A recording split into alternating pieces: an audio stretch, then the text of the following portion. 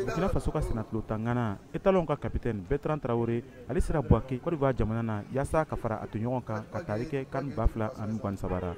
Bertrand Traoré ale tun tora Angleterre a ka club ra Aston Villa yasa ka se ka fulakɛli kɛ ka taa ale ka jogili min tun kɛra kabiri novembre kalo tɛmɛni. Etalon ka capitaine Seni Bouaké dugura ka fara atuɲɔgɔn kan hôtel la ale y'a ka labɛnni daminɛ. A tericɛ sɛbɛ ani min bɛ labon kelen kɔnɔ Aziz Ki ale nana kana to ka a darabɔ.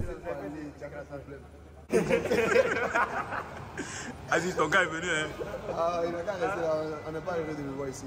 Tu n'es pas content de le voir? Non, on n'est pas content de le voir ici. Tu vois, Beto, quand tu n'es pas là, le gars il pleure, mon gars n'est pas là. Tu viens maintenant dire que tu n'as pas resté là-bas. Depuis là, il me cherche.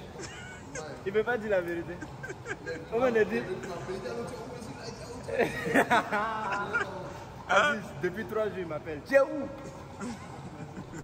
Etalon ka capitaine ya ka nusɔndiya yira ale Seni Bouaké ka fara atuɲɔgɔn kan. Je suis très content d'être là. Ne nusɔn ka di ne Seni yan yɔrɔ yan ka se ka fara n tɔɲɔgɔn kan.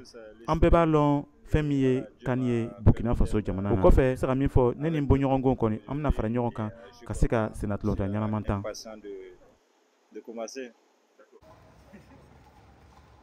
Burkina Faso b'a ka CAN 2027 daminɛ ni kurukari ye ni Mauritanie de ye o bɛna kɛ janvier kalo tile 16 natara. Nin tun ye Kadaye Traoré kumakan ye ka bɔ Bouaké VOA Bambara o tɔgɔ la.